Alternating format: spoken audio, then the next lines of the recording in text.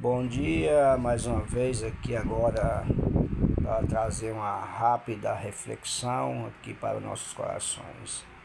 Em Mateus capítulo de número 25, nós encontramos um texto a qual a palavra de Deus vai nos relatar algo interessante. A epígrafe do texto diz: o fim do sermão profético, a vida eterna e o castigo eterno. Louvado seja o nome do Senhor.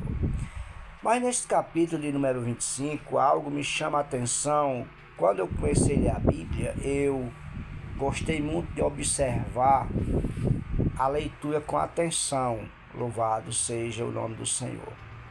Porque Jesus ele disse para os seus discípulos que eles erravam muito por não conhecer as Escrituras e nem o poder de Deus. E nós devemos pegar estes exemplos, estas falas de Jesus e levar para nossas vidas. Louvado seja o nome do Senhor. Porque todo leitor da Bíblia deve entender que esta mensagem ela não foi escrita para mim nem para você. Sempre vocês vão ver eu dizendo isso nos meus vídeos, porque essa é a verdade, irmão. Mas, irmão Carlos, a mensagem não é para mim, ela não serve para mim, não é isso que eu estou dizendo. A mensagem, ela serve para mim, serve para vocês, serve para toda a humanidade. Mas eu não posso dizer que Jesus está falando comigo num texto onde ele não está falando comigo, pois eu não estava na época, na hora e nem no cenário a qual ele se encontrava com os seus discípulos. Se você pegar Mateus capítulo 24, vocês vão ver que Jesus está falando com os discípulos a respeito de uma pergunta que eles fizeram a Jesus. Quando ele saiu do templo e eles mostraram aquele templo a Jesus, então Jesus vai responder a eles que não ficaria ali pedra sobre pedra, que não fosse destruída. Ou seja, aí eles perguntam para Jesus quando serão essas coisas, e Jesus vai explicar para eles alguns acontecimentos que precisavam acontecer antes dessas coisas acontecerem, o que é a destruição do templo na época a qual foi destruído em 70 depois de Cristo. Louvado seja o nome do Senhor. A Bíblia, irmãos, ela não se preocupa em descrever os eventos por sua totalidade, ou pelo menos aqui a Bíblia que nós temos em mão não tem registrado a época, as datas a qual foi esses acontecimentos narrados por Cristo, quando aconteceu, não tem. Mas o versículo a qual eu quero passar para nossas vidas esta manhã se encontra em Mateus capítulo 25, o versículo de número 31 e 32, diz assim: quando o Filho do Homem vier em sua glória e todos os seus santos anjos com ele, então se assentará no trono da sua glória, e todas as nações serão reunidas diante dele, e apartará um dos outros, como o pastor aparta dos bodes as ovelhas. Preste atenção, a Bíblia diz que quando Jesus vier, o Filho do Homem vier em sua glória, ele vai se assentar no seu trono. Louvado seja o nome do Senhor. Mas se nós lemos a Bíblia diz que Jesus ele não habita em templo feito por mãos de homens. A Bíblia diz que Deus não habita em templo feito por mãos de homem. Aleluia. Então Deus não se assentará num trono feito por mãos humanas, porque Deus ele é santo. Louvado seja o nome do Senhor. E no livro do Apocalipse está escrito que quando a Nova Jerusalém ela descer do céu, porque João já mostrava ali a Nova Jerusalém descendo do céu, será colocado um trono no centro da terra. Louvado seja o nome do Senhor. Mas o que eu quero deixar claro aqui para os irmãos é o seguinte. Versículo 33. E porá as ovelhas à sua direita, mas os bodes à sua esquerda. Então dirá o rei aos que estiverem à sua direita: vinde, benditos de meu Pai, possuí por herança o reino que vos está preparado desde a fundação do mundo. Louvado seja Deus. Esse versículo 34, ele nos chama muita atenção, porque nós sabemos que no céu não entra pecado, pois é a Bíblia que diz que lá não haverá mais dor, não haverá mais morte, não haverá mais choro, e lá o pecado ele não tem poder de adentrar. E quando eu leio a palavra de Deus e eu me deparo com certos textos, me chama muito a atenção. E nós temos que ler a Bíblia, irmãos, e procurar pregar a palavra de Deus de forma genuína, da maneira que ela está sendo direcionada aos nossos olhos. Preste atenção que a Bíblia é bem clara em dizer, no versículo 34, que ele, o rei, ele vai pegar os que estiverem à sua direita e vai separar dos bodes. Ou seja, então, aqui nessa leitura, quando você lê, está claro que o povo de Deus vai estar junto com aqueles que não são o povo de Deus, ou seja, bodes, que é chamado pela Bíblia, são bodes. Bodes não é ovelhas. E vai haver uma separação. E o que é que me chama a atenção? Se esse texto, como ele é pregado por muitos pregadores, dizendo que esse texto está falando do arrebatamento da igreja, está falando aqui do recolhimento dos santos ao céu, e ao mesmo tempo vai dizer que será separado um dos outros, porque vão estar todos juntos, a pergunta que eu faço é: aonde vai ser essa separação? Aonde estão essas pessoas? Aonde estaremos nós reunidos com o nosso Deus? Porque se no céu não entra pecado, se Deus não aceita pecado lá no céu, então se essa separação, diante dessa leitura, não é no céu. Não é no céu onde Deus está na sua santidade. Não é no céu. Porque se no céu não entra pecado, aqui vai estar os pecadores, vai estar tudo junto.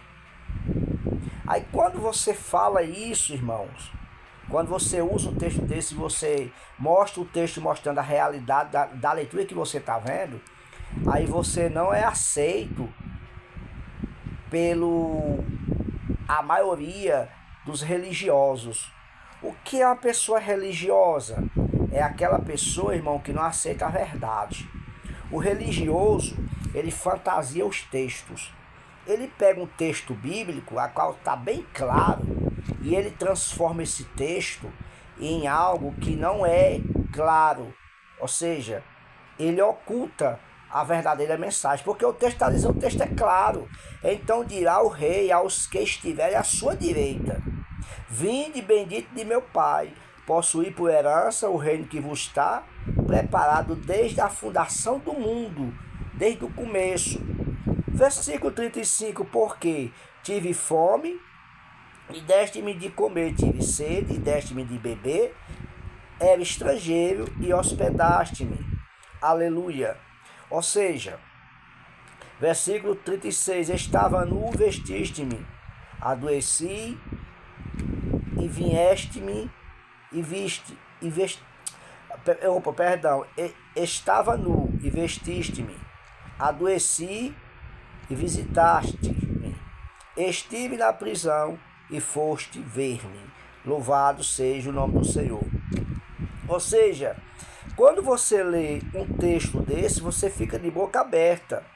No versículo 38, e quando te vimos estrangeiro e te hospedamos, ou nu e te vestimos, e quando tive fome, ou na prisão e fomos ver-te, respondeu o rei.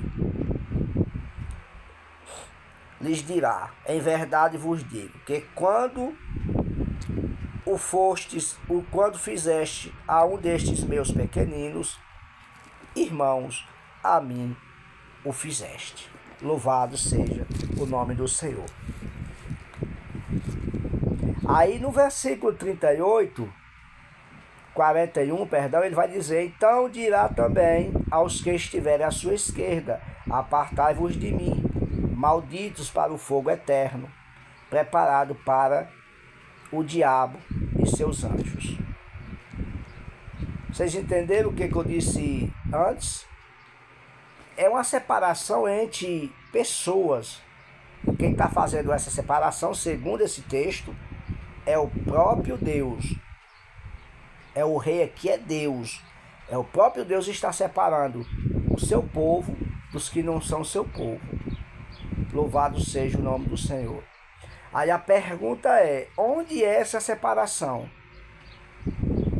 Porque nós vemos sendo pregados esses textos, irmãos, como se esse texto fosse acontecer lá na glória, ou seja, a igreja já foi arrebatada e quando a igreja ela é arrebatada, segundo o que é pregado, depois que a igreja é arrebatada, nós como crentes, nós não vamos passar por uma escolha. E aqui está mostrando que haverá uma separação das ovelhas dos bodes. E nós sabemos que quando a Bíblia usa essa linguagem aqui de figura, ou seja, ovelhas aqui são pessoas e bodes também são pessoas, não são animais. Jesus aqui está usando uma comparação entre um pastor que separa as ovelhas do rebanho de bodes, bota as ovelhas para um canto e os bodes para o outro, ou seja, faz uma separação. Então Jesus está fazendo uma comparação, a mesma coisa ocorrerá quando o Filho do Homem vier. Louvado seja o nome do Senhor. E detalhe, nós temos que atentar para o texto. Jesus está falando aqui quando o Filho do Homem vier, quando essas coisas forem acontecer, louvado seja Deus, segundo o que nós pregamos e é pregado há muitos e muitos anos. Então, se a igreja é arrebatada, como é que o texto está mostrando a igreja junta com o povo que não foi arrebatado, um povo que não aceitava a Cristo como seu Salvador? Qual a explicação desse texto, irmão? Qual a explicação desse texto? Qual a explicação nós podemos dar de um texto tão polêmico como é esse texto? Então é por essas coisas, irmãos, que muitas pessoas estão abandonando o Evangelho. Porque o Evangelho está sendo pregado de uma forma como se coisas que já aconteceu na Bíblia fosse acontecer ainda. Quando Jesus disse em Mateus 24 que haveria fomes, rumores de guerra, houve tudo isso naquela época e continua havendo hoje.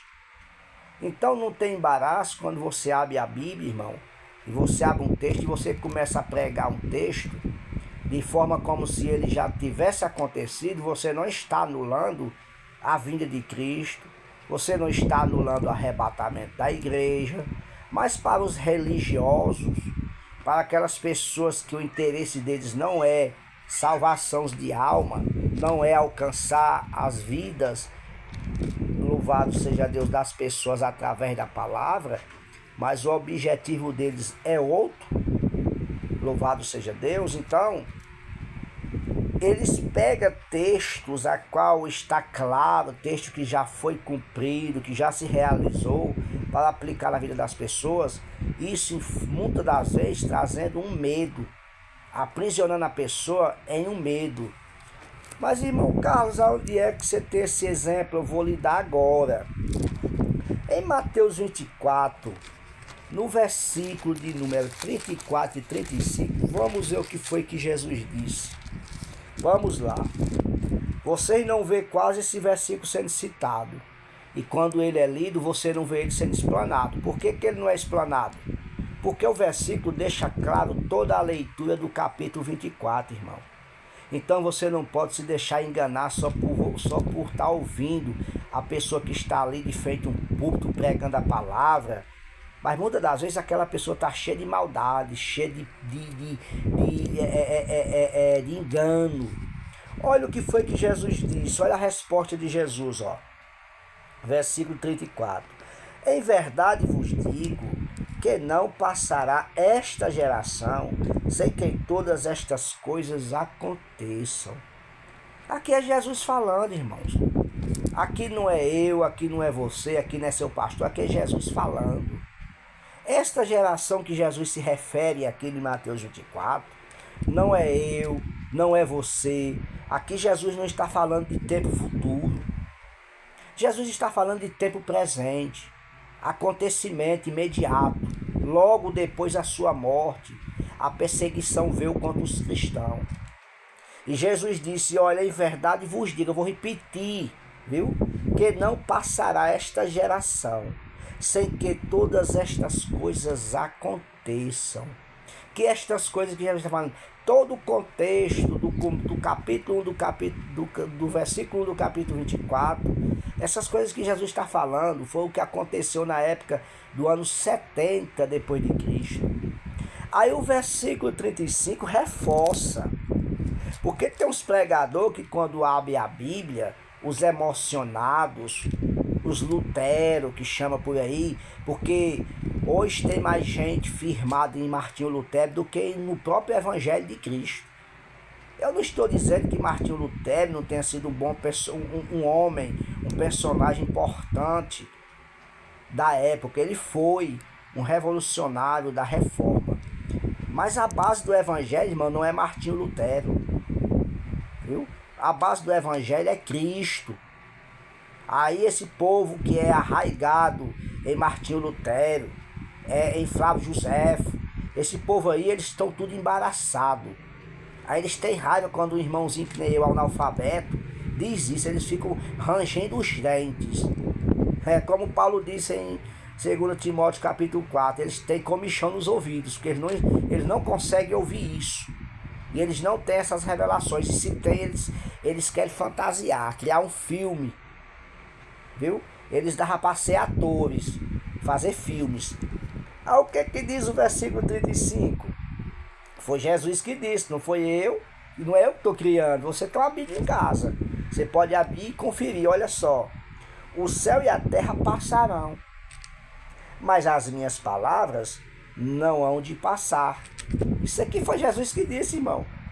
Aí aqueles crentes emocionados, quando pegam a oportunidade em cima de um altar, atrás de um púlpito, vocês prestem atenção que quando ele abre a Bíblia, o crente é emocionado, viu? Presta atenção, o crente é emocionado, religioso, aquele que não nasceu de novo, ele diz logo assim, irmãos, a Bíblia diz que a palavra de Deus se renova a cada dia.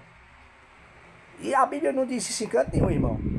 Lamentações capítulo de número 3, versículo 22 e 23, vocês vão ver o que a Bíblia diz lá. A Bíblia diz que as misericórdias de Deus são novas todos os dias. Não é a palavra de Deus que se renova.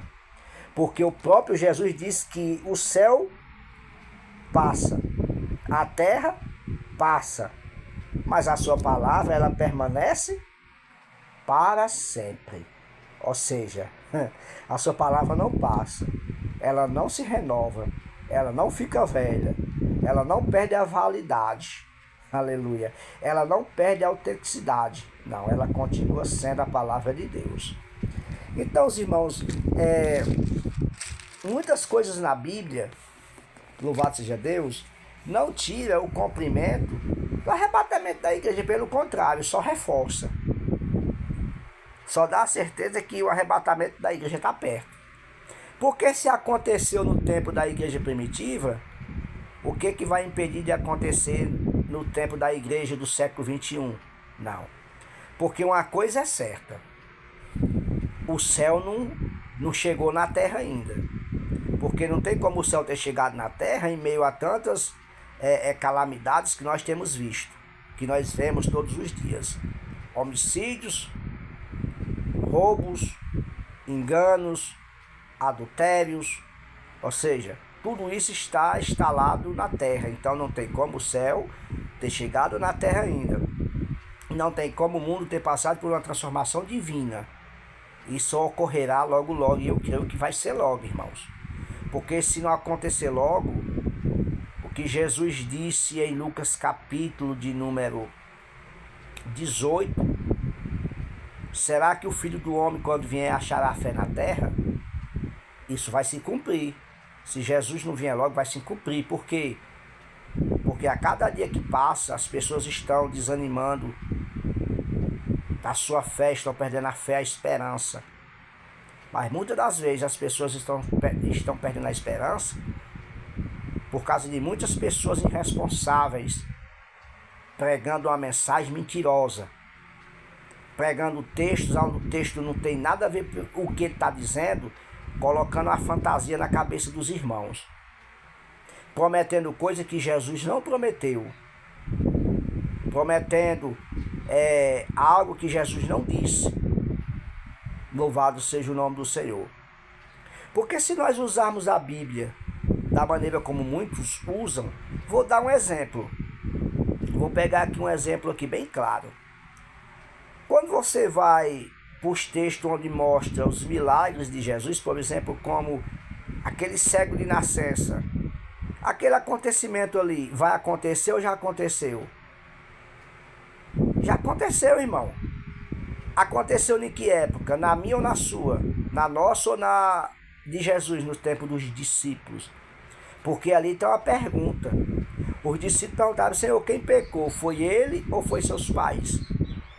Aquela pergunta foi para mim? Foi para você? Ou foi para Jesus? Foi para Jesus, irmão. Já aconteceu. Então, o que acontece hoje? Quando eu pego um texto desse e eu digo e passo aquele texto como se fosse acontecer, irmão, eu estou pregando uma mentira. Eu estou pregando um texto totalmente torcido. Eu estou torcendo a mensagem, dando ao parecer que aquela mensagem vai se cumprir. Aí por que é que muitos milagres hoje não acontecem na nossa vida, irmão Carlinhos? É porque muitas das vezes nós estamos em desacordo com a vontade de Deus. Porque é claro, se nós não estivermos dentro da vontade de Deus, Deus não vai fazer na nossa vida aquilo que nós desejamos que Ele faça. Porque Deus só faz aquilo que Ele quer nas nossas vidas, porque o que Deus tem para nós é bom. Mas muitas das vezes o que nós queremos para a nossa vida não é bom aos olhos de Deus. Então é por isso que hoje você não vê quase milagres, você não vê ressurreição de mortos. Porque para mim a maior ressurreição de um morto hoje, irmão, é quando uma pessoa dá um passo para Cristo. Aleluia. Essa é a maior ressurreição que eu vejo hoje. É quando um pecador ele chega e diz que quer Jesus na sua vida. E nós não vemos quase isso hoje. E muitas das vezes é prometido milagres e milagres em cima de altares. Deus vai fazer o que você está pedindo. O que você pediu a Deus está chegando, irmão. Acredite, permaneça que você vai, sim, você pode alcançar a sua bênção. Mas a maior bênção que você alcançou, que eu alcancei, que nós alcancemos, é a salvação, irmão. É a esperança de quando nós fecharmos os olhos aqui, acordarmos diante do Senhor lá na glória. Pelo menos isso é o que eu vejo, e é o que eu penso, e é o que eu quero que aconteça comigo.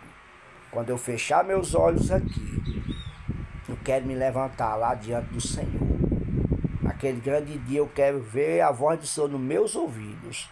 Venha, bendito de meu Pai, esteja comigo para o resto da eternidade. É isso que eu quero. Eu não prego textos da Bíblia fantasiando e nem inventando historinhas. Eu prego o texto do jeito que ele está.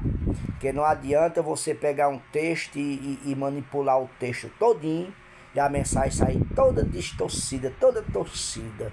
O irmão sai da igreja enquanto o irmão no caminho diz: irmão, mas já viu alguém pregando aquele texto tão diferente, mas fulano pregou o texto. Aí o irmão vai dizer: irmão, é porque ele pregou o texto totalmente errado. O texto não está dizendo que falta cumprir. Aquele texto está mostrando que Jesus vai separar, Deus vai separar um dos outros. E se Jesus vai separar as ovelhas dos bodes, então quer dizer que vai estar salvos e não salvos, tudo junto naquele dia. Então, se não for, alguém aí, quando ver este vídeo, deixe no seu comentário aí o que você acha desse texto a qual eu falei. Mateus 25, do 31 ao 41. Me diga se eu estou errado ou certo. Se o texto está mostrando que vai separar ovelhas de bode, então é salvos e não salvos. Estarão tudo juntos. Tudo juntos. Vou repetir. Estarão salvos e não salvos, tudo juntos. Se esse texto for pregado, for relacionado à igreja do século XXI, então vai estar lá igreja e não igreja, para haver a separação. Aí só é chamado de ovelha quem realmente é ovelha, e é chamado de bode quem realmente é bode. Então vai para a direita quem realmente é ovelha, e vai para a esquerda quem realmente é bode. Aqui não tem torção de texto, aqui não tem interpretação errada, é o texto que está mostrando, irmão. Eu não posso ignorar o texto. O texto está mostrando a realidade.